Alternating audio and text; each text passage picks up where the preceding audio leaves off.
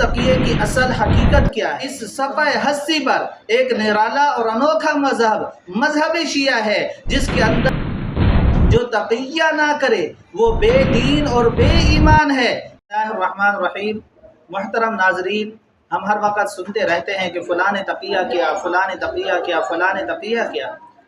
اس تقیے کی اصل حقیقت کیا ہے؟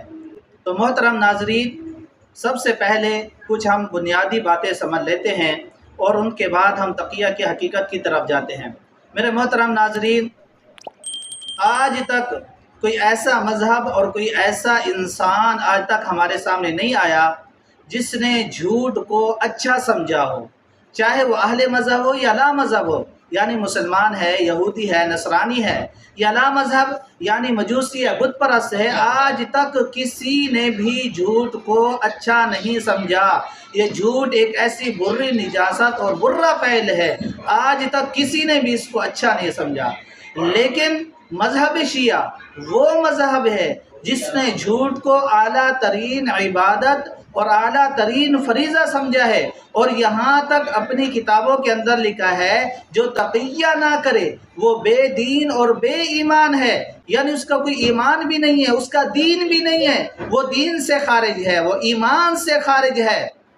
محترم ناظرین، جس مذہب کے اندر اس طرح کی باتیں ہوں کہ جھوٹ بولنا اعلیٰ ترین عبادت ہے، جھوٹ بولنا اعلیٰ ترین فریضہ ہے، تو اس طرح کے لوگوں پر، اس مذہب والے لوگوں پر ہم ان کی باتوں پر کیسے اعتبار کر سکتے ہیں؟ اس مذہب کے باطل ہونے پر اب اس کے علاوہ کیا ہم دلائل لا سکتے ہیں جس مذہب کے اندر جھوٹ بولنا ہی اعلیٰ ترین عبادت ہے؟ میرے محترم ناظرین، اس صفحہ ہستی پر ایک نرالا اور انوکھا مذہب شیعہ ہے جس کے اندر جھوٹ بولنا جائز و مباح نہیں ہے، بلکہ اعلیٰ ترین عبادت اور اعلیٰ ترین فریضہ ہے۔ میں ایسے نہیں کہہ رہا، بلکہ شیعہ کی 4 معتبر اور مستند کتابیں ہیں، جن میں سے سب سے زیادہ معتبر، سب سے زیادہ مستند اور سب سے زیادہ بنیادی سمجھنے والی کتاب اصول کافی سمجھی جاتی ہے، جس کے اندر امام جعفر صادق نے باب تقیہ کے عنوان سے ایک مکمل باب لکھا ہے، جس کے اندر تقیہ نہ کرنے والوں کو بے دین اور بے ایمان کہا گیا ہے، اور تقیہ کرنے والوں کو جنتی کہا گیا ہے۔ تو آئیے ہم اس اصول کافی دیکھیں، یہ میرے ہاتھ میں اصول کافی ہے، اس کی جلد نمبر 2 اور صفحہ نمبر 572 ہے، جس کے اندر امام جعفر صادق لکھتے ہیں، کیا لکھتے ہیں؟ قال علی ابو عبداللہ علیہ السلام یا ابا عمر ان 9 اعشار الدین فی التقیۃ ولا دین لمن لا تقیۃ له والتقیۃ فی کل شیء۔ امام جعفر صادق کہتے ہیں دین کے 10 حصے ہیں، اور ان 10 حصوں میں سے 9 حصے تقیہ کے اندر منحصر ہیں، اور ایک حصہ جو ہے، ایک حصہ باقی عبادات کے لیے، یعنی نماز کے لیے، روزے کے لیے، زکوٰۃ کے لیے، حج کے لیے، اور باقی جو 9 حصے ہیں وہ تقیہ کے لیے، جھوٹ بولنے کے لیے ہے۔ اسی طرح یہی جلد اصول کافی جلد نمبر 2 صفحہ نمبر 572 پر ایک دوسری روایت لکھتے ہیں، کیا لکھتے ہیں؟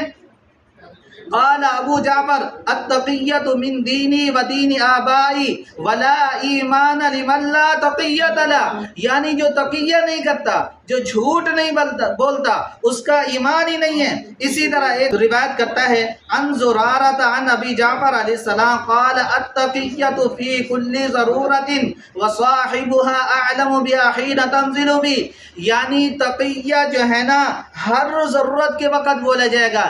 اس طرح نہیں ہے کہ آپ مجبوری کی حالت کے اندر ہیں، آپ کو کوئی ضرورت پیش ہے اس وقت، نہیں، بلکہ تقیہ ہر شے کے اندر چلے گا، ہر وقت چلے گا۔